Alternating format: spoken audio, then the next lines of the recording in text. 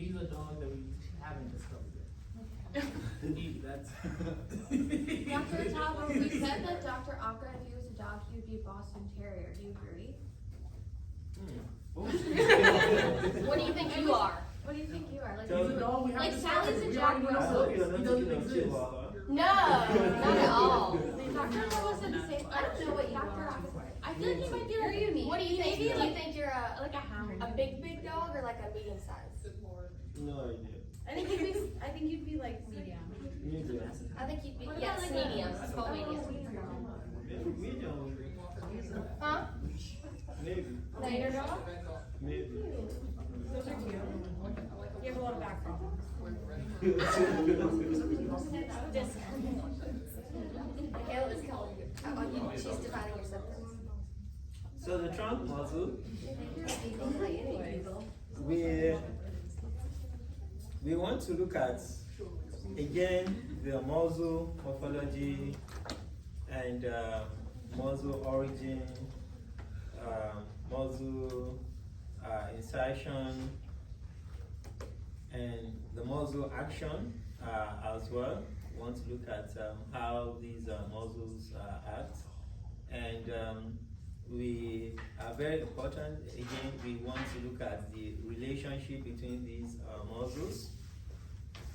And in terms of clinical application, we want to look at what are those conditions that warrant, for example, muscle incisions, what will warrant you making incisions on abdominal muscles and also thoracic muscles, and how they help in day-to-day activities.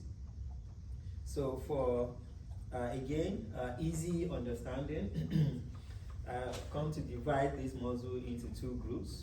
You might not see any literature or textbook doing this, but in a way of trying to communicate in an easy way, so I've come to divide this muscle into those that are concentrated within the abdomen, those within the thorax, and those that are found within the vertebral column. So the good thing about this is that we don't have numerous muscles to handle here. So just a few of them that we are going to be looking at. So the muscles of the abdominal wall are muscles that aid in, they support abdominal organs, they aid in respiration, they aid in defecation, they aid in parturition, they also aid in micturition.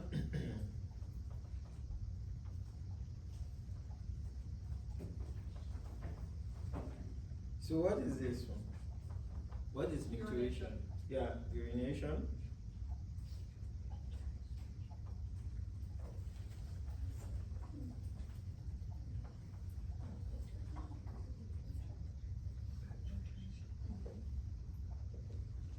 So we'll say that they aid in movement. Some little extent, they aid in movement.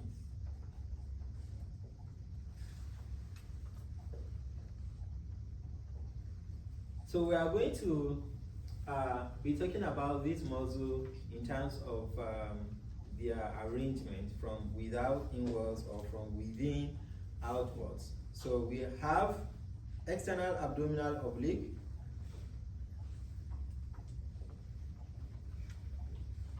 we have internal abdominal oblique.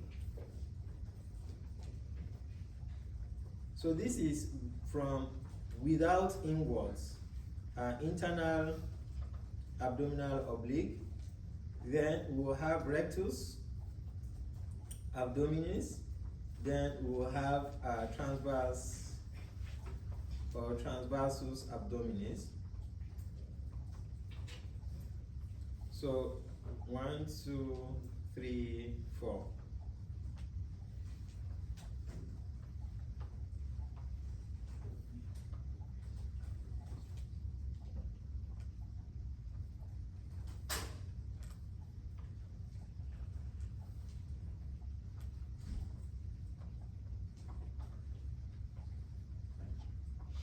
So when we are looking at abdominal muscles, so let's say this is the muscle here, and this is the organs. So this is abdominal organs. So that is this is in and this is out. So these organs don't have direct contact with abdominal muscles. We have what we call endothoracic and transversalis fascia. So what we have here is transversalis fascia.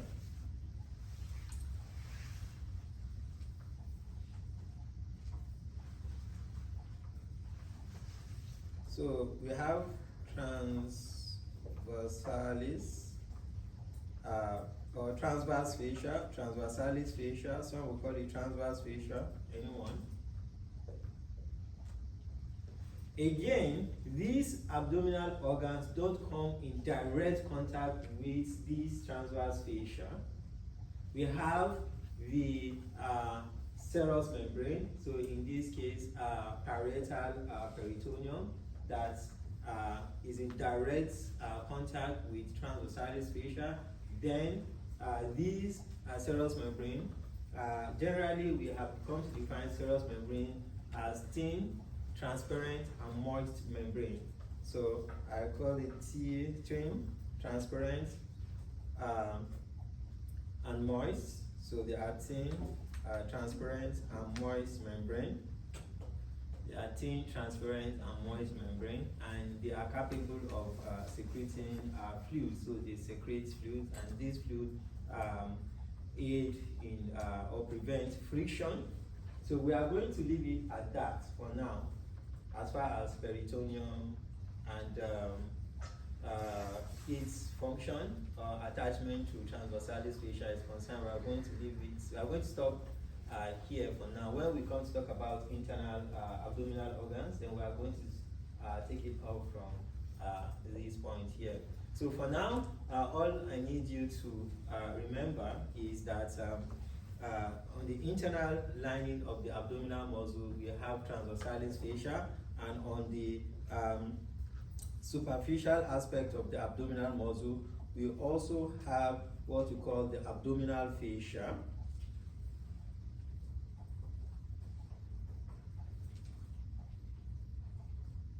Abdominal fascia. So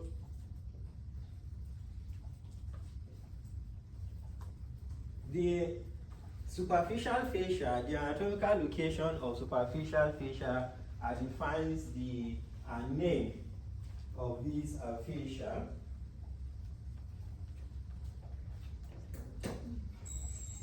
So when we say abdominal fascia, we'll be coming across when we say abdominal fascia, is it within the thoracic part or within the lumbar part?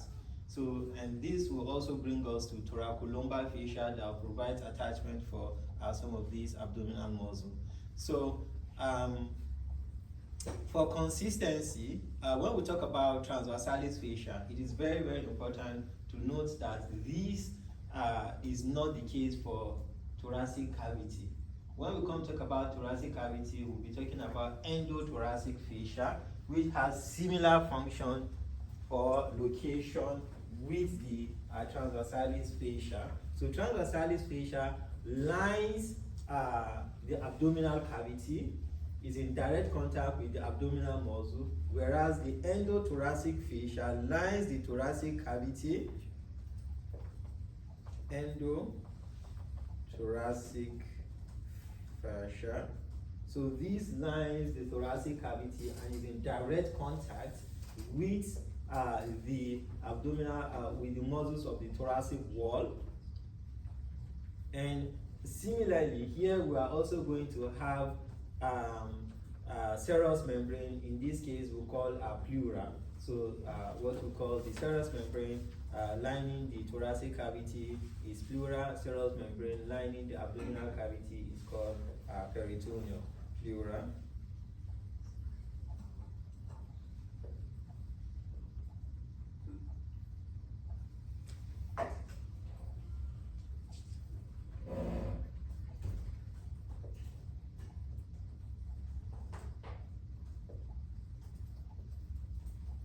So when you make incision into the any part of the abdomen, what do you call it in clinics? When you make, we have a general name for any incision that goes to the abdomen. Huh? Yeah? You're saying it? Don't be shy. You got it. Oh, You I got got it. the beginning part, but all. Laparotomy? Okay. Yeah? You got it. Laparotomy. So this is called laparotomy.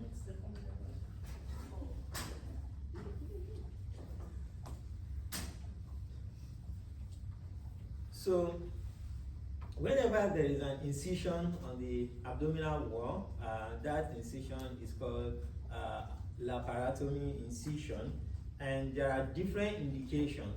There are different reasons why we want to perform laparotomy, and what will they be? Why do we want to perform laparotomy in animal? Foreign body. Hmm? Foreign body surgery. Yeah, so we foreign body like what? Foreign body. Aerosols. Yeah, we can have like tumor, but yeah, we can have something like tumor growing within the abdominal cavity.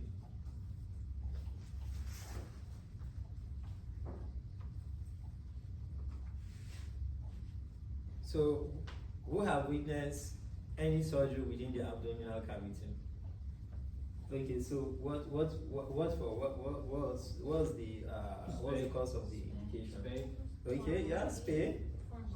Anastomosis. Yeah. Anastomosis. Yeah. Exploratory. Splenectomy. Foreign body. Yeah. Foreign body. Pyometra. Yeah. Pyrometra. Exactly. C-section is good. Oh, yeah. I love a good C-section. C-section. On a Belgian blue. Oh, God. What about GDV? I know, I was so excited. What about cystotomy? Biopsy.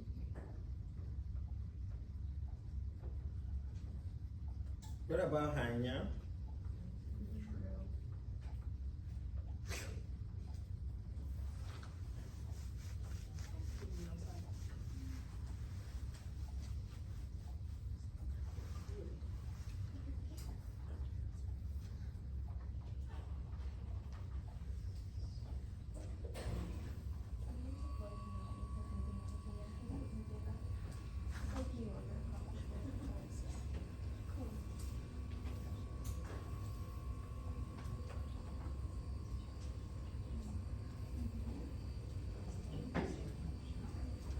Gastrotomy, enterotomy, intestinal resection. We call this intestinal resection and anastomosis.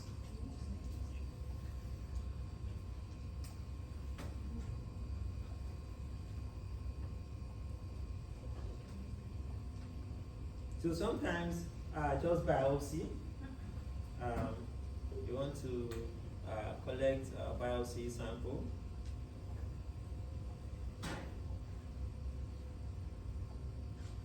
So there are several reasons why we want to perform laparotomy incision, and that is part of what we also want to take note of as far as clinical relevance of this is concerned.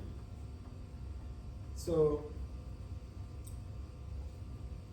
I'm not actually interested in the methods of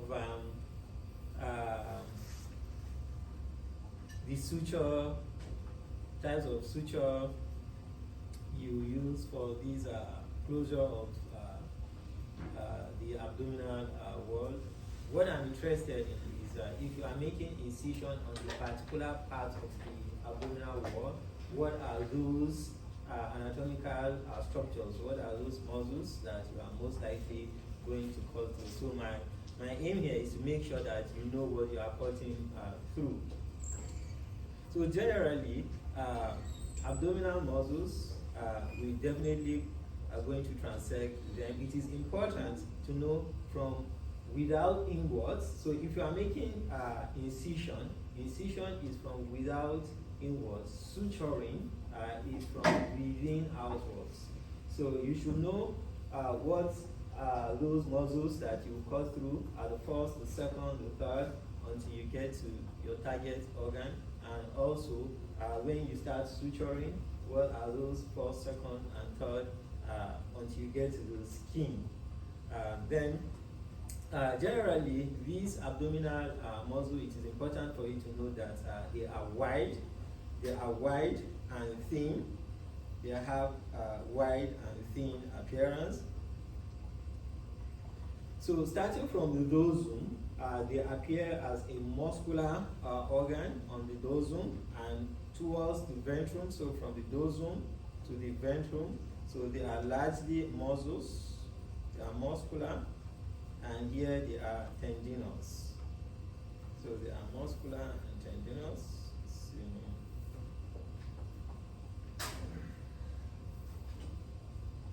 So if this is the vertebral column, so here is tendinous and here is muscular. And if you have our midline here, have our midline somewhere here. So these muscles are generally arranged in 3 layers. They are generally arranged in 3 layers. They are generally arranged in 3 layers. So they have their origin always coming from either the cranial border of the pelvis, the lumbar region, and the caudal aspect of the thorax, that is the last or the first last few ribs. That is what we mean here. Last few ribs. Yeah.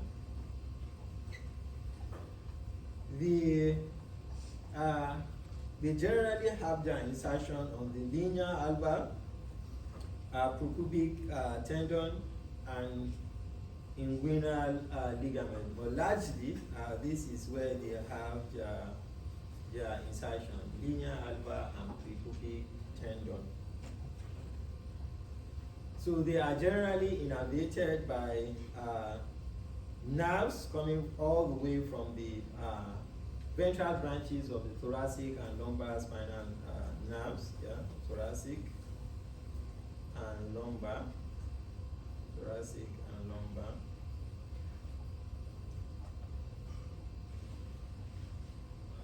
ventral branches.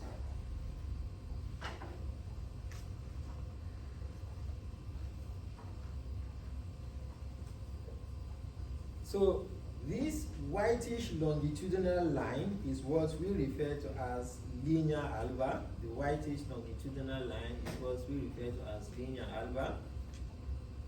So it is said to be a tendinous connective tissue. It is a tendinous connective tissue.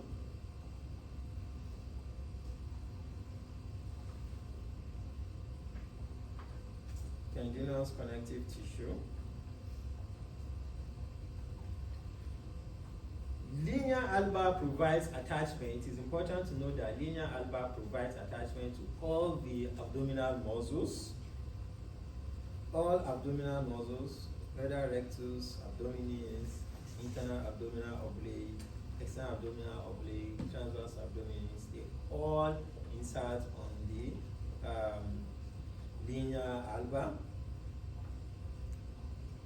So this linea alba is very important in the sense that it serves as a landmark in terms of mid-ventral line, mid-ventral. We call this mid-ventral part of the abdomen, the mid-ventral part of the abdomen.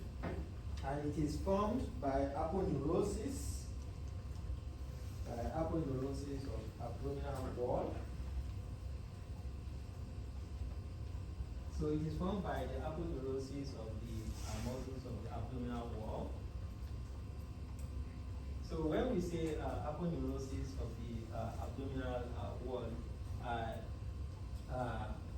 here we are talking about muscles such as the external abdominal oblique, internal abdominal oblique, rectus abdominis, transverse abdominis. So all these they have the muscular parts, because we mentioned earlier that each of these muscles has they have muscular and tendinous part, and the muscular part is dorsal and the tendinous part is ventral. So if you look at this, here is the muscular part and this is the tendinous part. So the tendinous part of the left and right meet here to form these linea alba. So it is important to note that these muscles are paired. They are paired, so we have one on the left side and one on the right side, and they meet at the ventral midline here.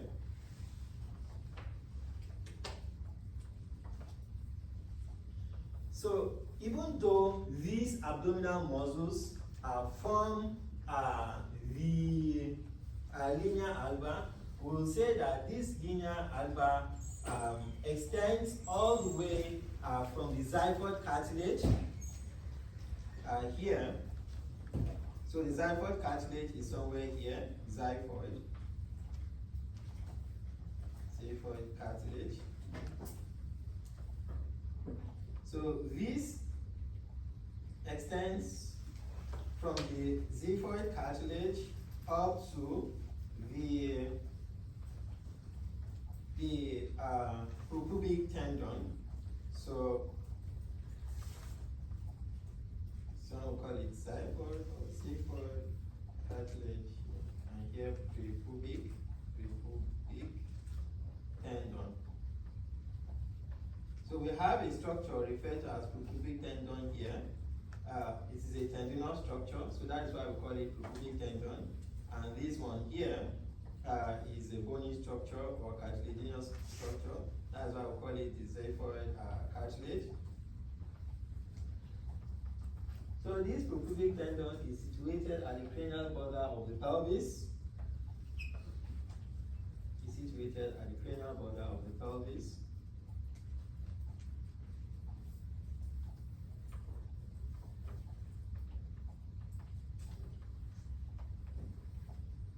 So routine laparotomies are usually made on the linea alba.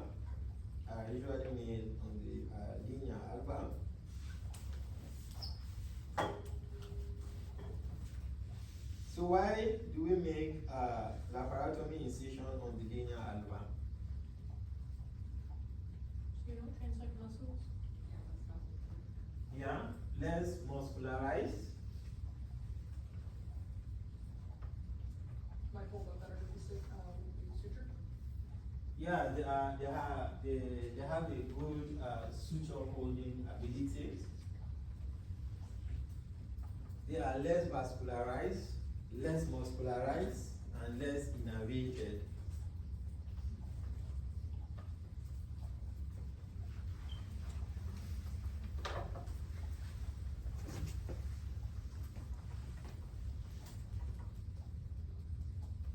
So they are tough structure that helps to absorb abdominal pressure. So this particular structure here referred to as the propubic tendon.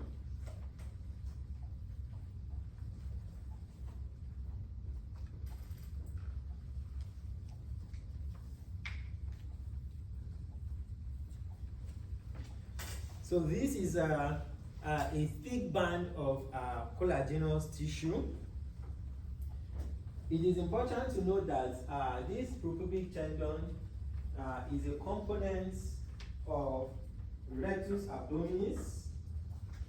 So this is one of the abdominal muscle, and also the pectineus muscle. So tendons from rectus abdominis muscle and pectineus muscle come together to form this propubic tendon.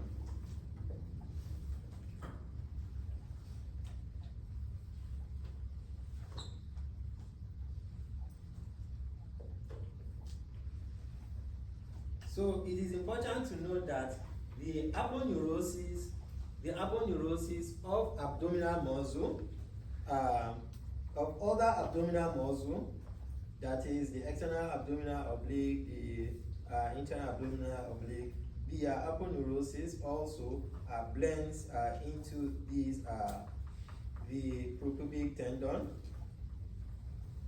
So where is the anatomical location of this propubic tendon?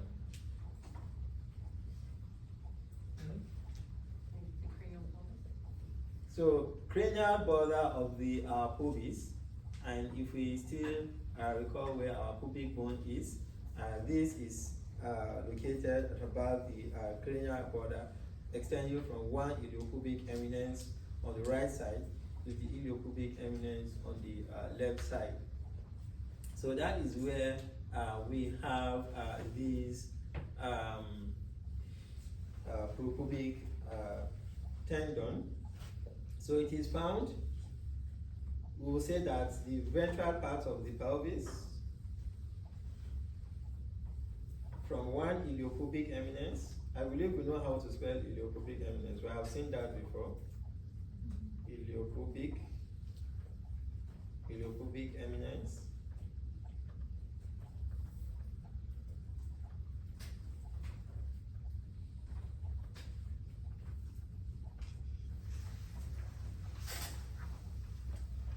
So we have heard of iliopubic eminence, prepubic tendon anywhere.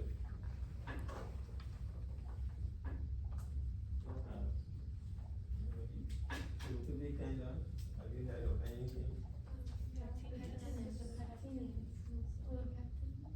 Yeah, so I mean in clinics, have you had any trouble? No. So in equine, this, so let's say these are abdominal muscles, for example, the rectus abdominis.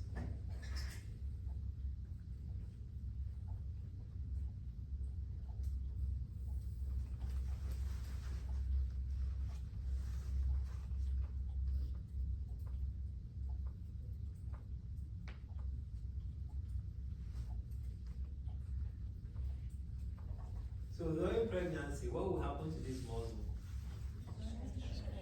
So by virtue of that, what will be the consequences of the prepubic tendon? Yeah. So rupture of prepubic tendon is a common problem in pregnant men in house.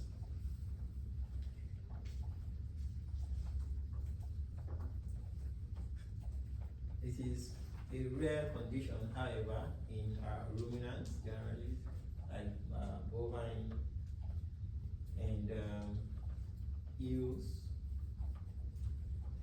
What are the consequences? Hernia.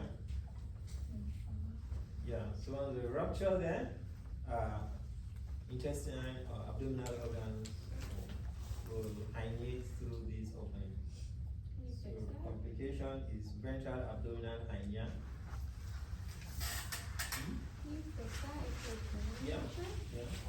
Yeah. So if you look at this picture here, this is showing a process of fixing propubic tendon. Yeah. Oh. But if that happens to like a pregnant nurse, she probably won't make it. Well. Why not? She should. If that is in most cases, for this to happen, it's going to be a case of like late pregnancy. Yeah, so if well managed, yeah.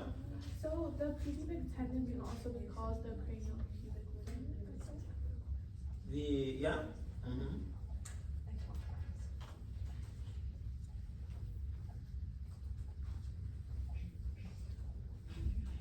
So you can see what is happening here. This is attempts to manage the conditions here. We are not managing, we are just looking at the anatomical structures.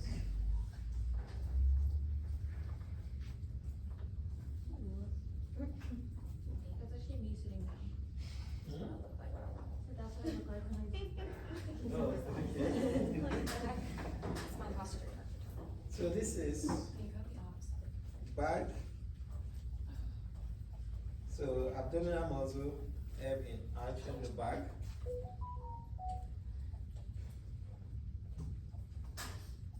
So some call this abdominal talking or abdomen talking. So why would a dog behave like this? Maybe I'm food. Their spine.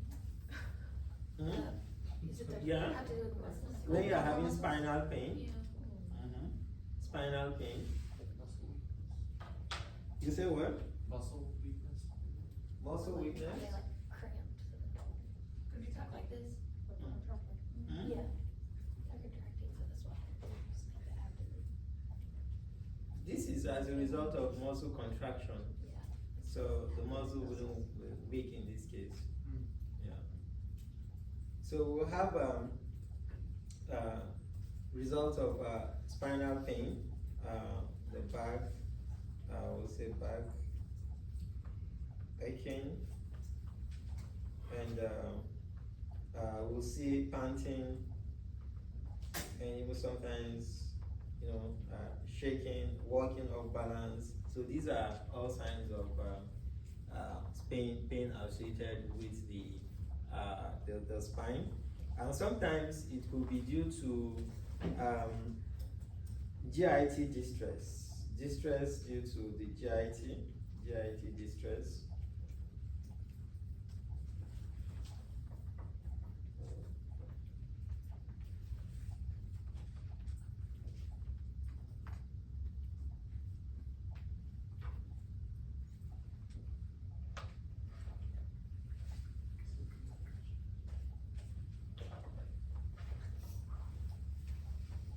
So here we have different abdominal muscles highlighted with the direction of the muscle fibers, which we are going to see as we progress. So the direction of muscle fibers varies. The external abdominal oblique, internal abdominal oblique, etc. So we are going to look at them one after the other. The external abdominal oblique. So this covers most of the abdomen, and it is broad. We'll say it is broad. This is the most superficial. This is the most superficial. So it's like a sheet-like muscle.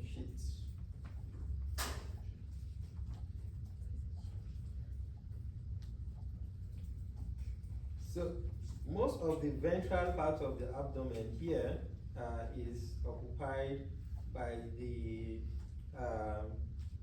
external abdominal oblique muscle up to about 4th to 5th ribs.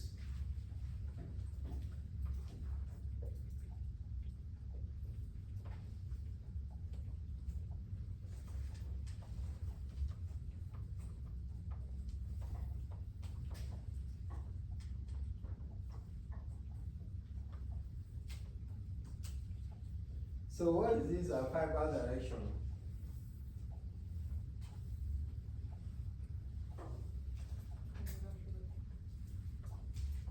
Is that cranio-ventral? Yeah, cranio-ventral. You say ventrocaudal.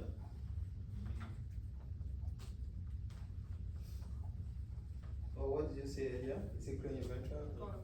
This is curvoventral.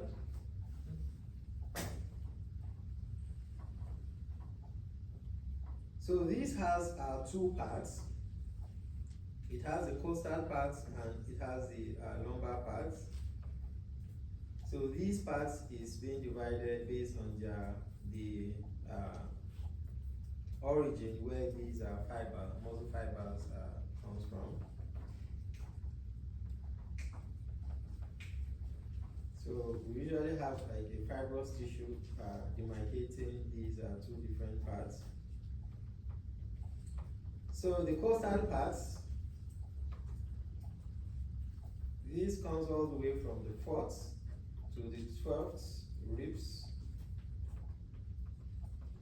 Where on the ribs, it is important to know that this is somewhere around the middle part of the ribs. The middle part of the 4 to 12 ribs. Whereas the lumbar parts, 13th rib, this pale light structure here is what we call the thoracolumbar fascia. Thoracolumbar fascia. Thoracolumbar fascia. So the 4 to 12 for the pars costalis and 13th rib, and as well thoracolumbar fascia for the lumbar parts, and they come to insert the linea alba and propubic tendon.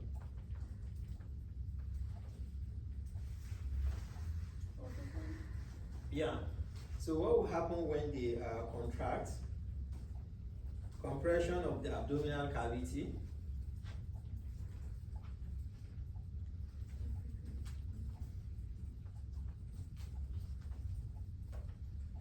Is this flexion or extension? Flexion. So that is what we get here also. Flexion of the vertebral column. That is flexion of the vertebral column.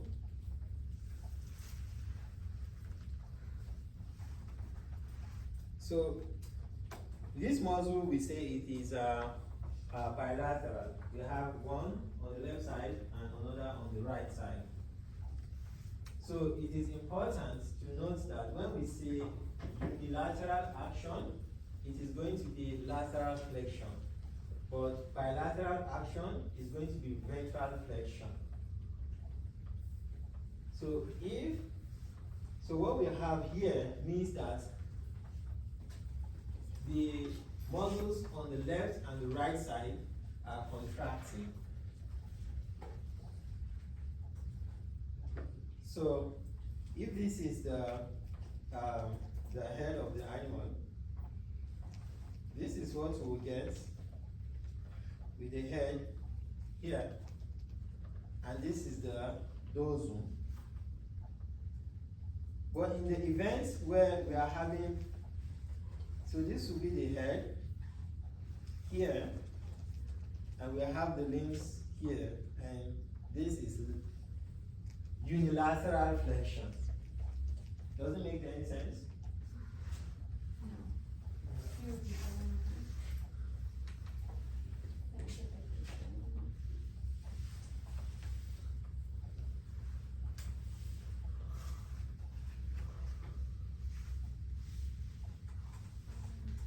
So let's look at these two pictures very well.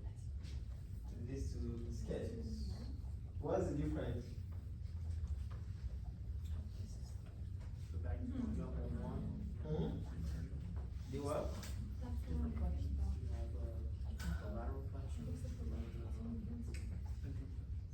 This one is Unilateral. unilateral. That is lateral, unilateral contraction leading to lateral flexion. This is bilateral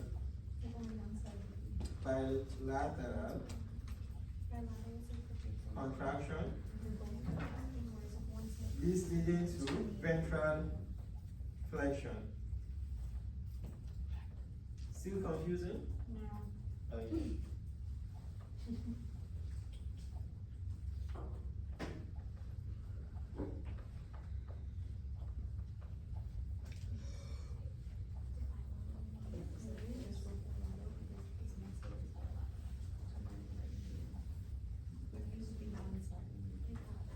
So we have branches of the C5 up to L3, ventral spinal nerves, the lateral branches coming to innervate this muscle. Spinal nerves from C5 to L3, innervating this muscle. So I'll try as much as possible not to, most of the time, not to bother you with this innervation of these muscles. Thank you. Appreciate it. Really? Yes. But we'll be talking about lumbar nerve block, paravertebral nerve block. We are going to pay attention to that, most especially when you want to perform C-section in large ruminants. You want to do local anesthesia, local nerve block within these ureters. So we are going to look at that when we get there. So here we have the external abdominal oblique, and this is the cutaneous trunci. So this means that the cutaneous trunci covers the external abdominal oblique. So this is the external abdominal oblique, and this structure here is the spermatic cord coming off of this opening here, and this opening here is what we refer to as the superficial inguinal ring. So this means that the superficial inguinal ring is formed by by the external abdominal oblique muscle.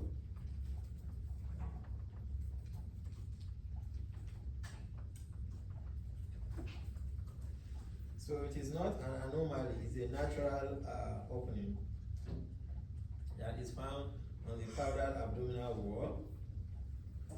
So what are the contents of this superficial inguinal ring? We have the spermatic cord, we have the pudendal arteries and veins, in both male and female, external pudendal arteries and veins, and we also have the genitofemoral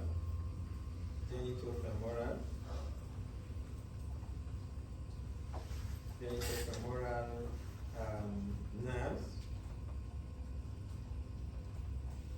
in both male and female, and we also have parietal vaginal what's called vaginal process or vaginal tunic in males.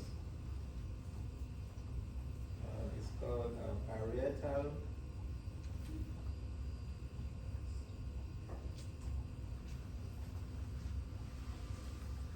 tunic or process.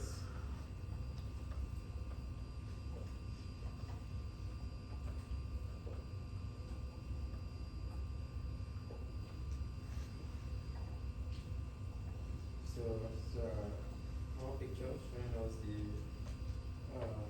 superficial inguinal ring.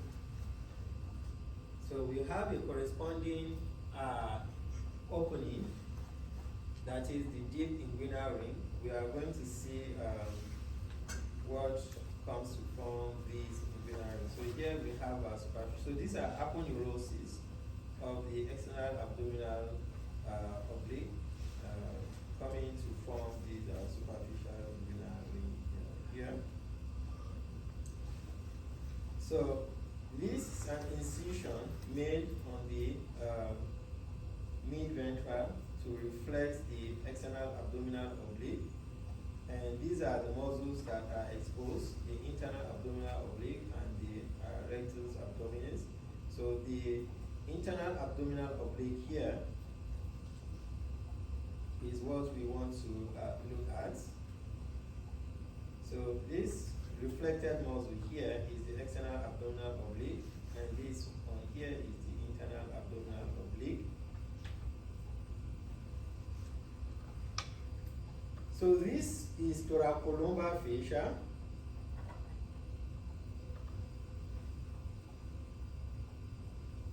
Thoracolumbar fascia has superficial and deep leaf.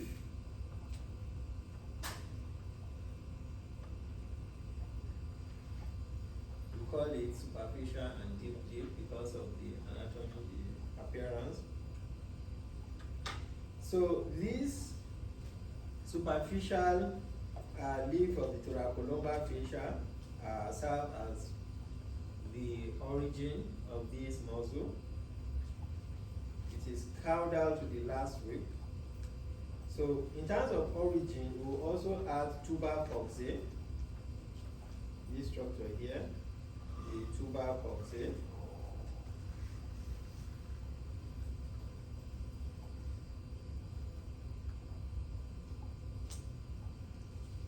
So insertion is where? Linea alba. We mentioned that linea alba provides insertion for all abdominal muscle. So it inserts via a wide aponeurosis. This is the aponeurotic portion here. So it attaches on the linea alba. Linea alba is 1. Propubic tendon is 2. The costal arch is 3.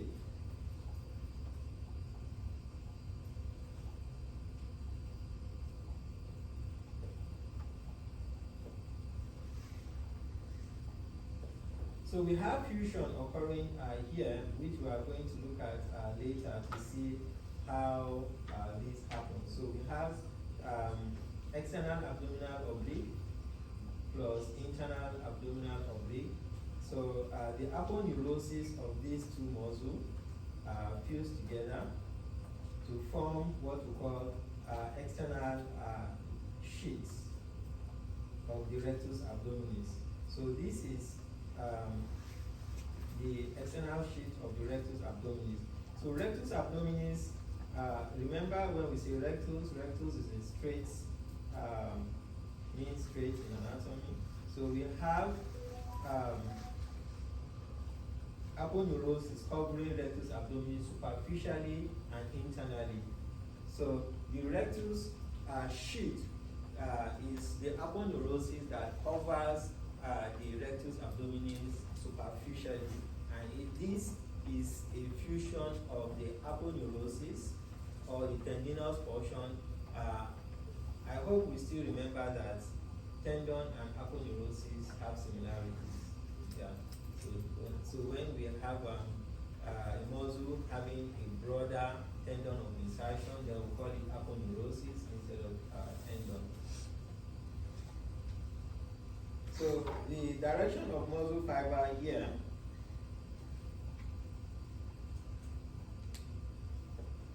is what?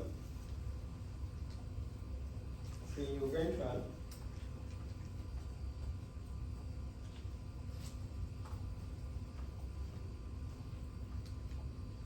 So this muscle gets innervation from intercostal nerve, that is the ventral branches of spinal nerves, thoracic spinal nerves, we call the intercostal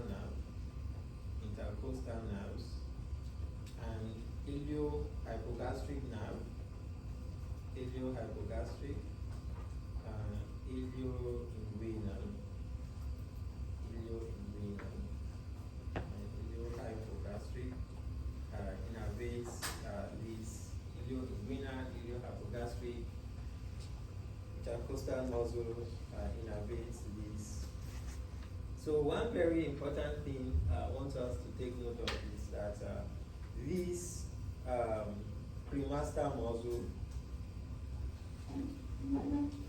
have we heard of this cremaster muscle before?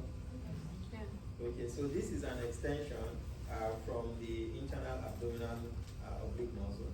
So the internal abdominal oblique muscle form these cremaster.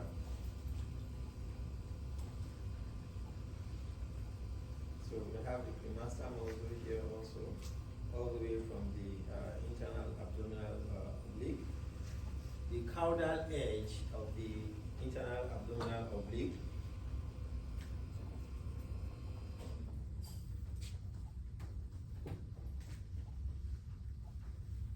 So what is the function?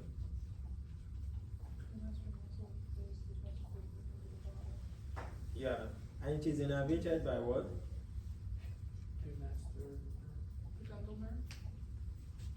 Genitofemoral nerve.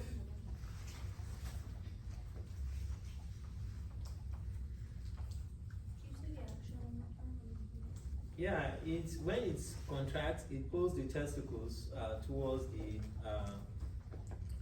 body.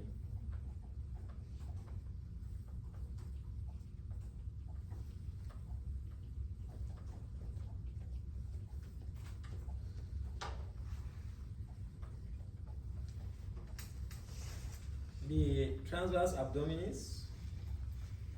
So the name of this muscle is associated with the direction of muscle fibers. So we have the transverse abdominis muscle, that is the direction of muscle fibers running transversely, and that of the external and internal abdominal oblique. So their muscle fibers is in an oblique fashion. So that is why we call those oblique muscles. For these, their fibers run transversely.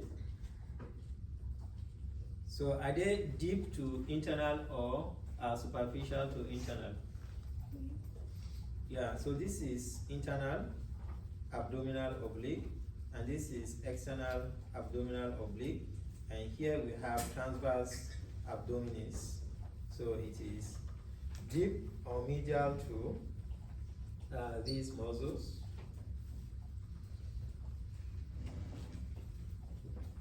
What about rectus abdominis? Is it deep or superficial to rectus abdominis? In this picture here, so let's say in this picture. Yeah, so this is the rectus abdominis, so it is deep to rectus abdominis. So this originates from the last four ribs, the medial surfaces of last four ribs. On this edge, last four ribs, and on this edge here, it comes all the way from the lumbar vertebrae, and this time around it's going to come from the deep leaf, the deep leaf, the deep leaf, the deep leaf of the thoracolumbar fascia.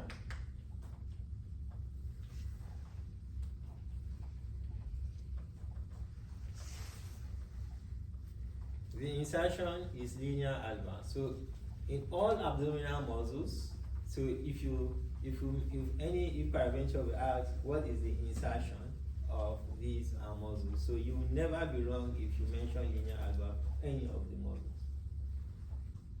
So linear alba. So we have the last few intercostal nerves innervating this muscle. We also have ilio-hypogastric, ilio-inguinal innervating this muscle.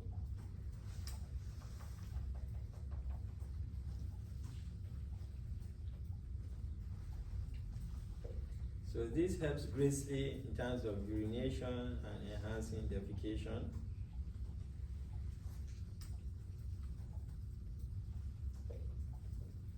Okay, so let's look at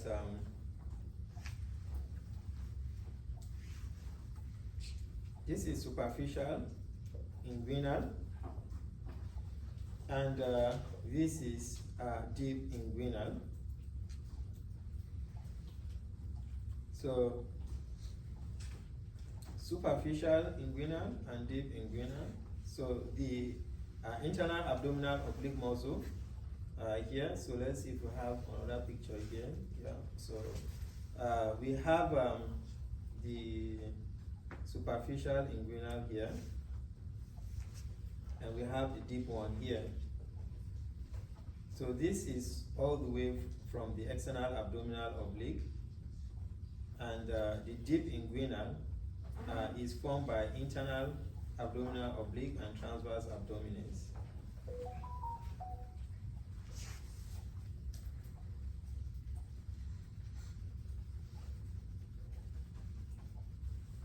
And they have similar contexts. They pass through the deep to the superficial. So this here shows us the anatomy of the thoracolumbar fascia. That is the deep and the superficial leaf of the thoracolumbar fascia. So here we have thoracolumbar fascia, deep leaf, thoracolumbar fascia, superficial leaf.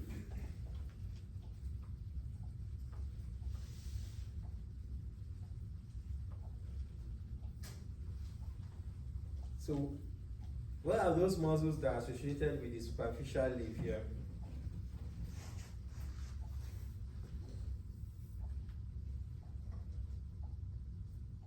That's just abdominal, Okay. external. The superficial, the deep leaf is associated with which of the muscle? The transverse abdominis. So this is internal, this is external, and this is internal abdominal oblique. And here we have the superficial leaf. The transverse abdominis are associated with the deep leaf.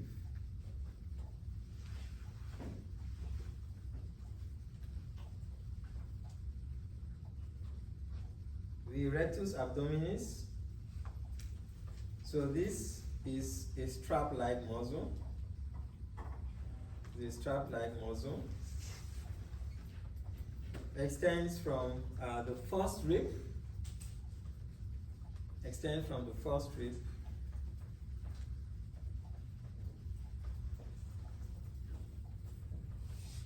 to the ventral rim of the pelvic inlet.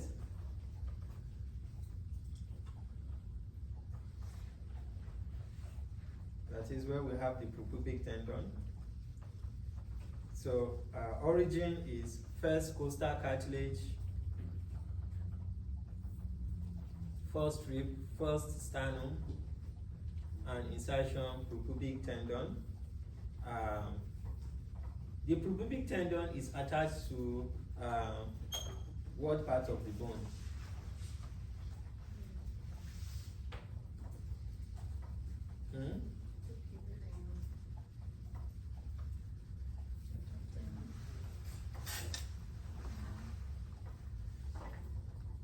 So prepubic tendon to the pecten, and the rectus abdominis to the prepubic tendon.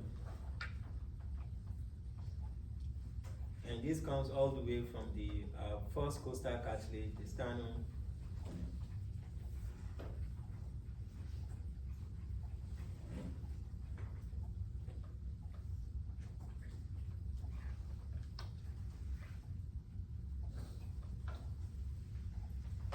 so this is similar to what we have seen on brachiocephalicus, that is tendinous intersection. So these are also tendinous intersections. So tendinous intersection is a characteristic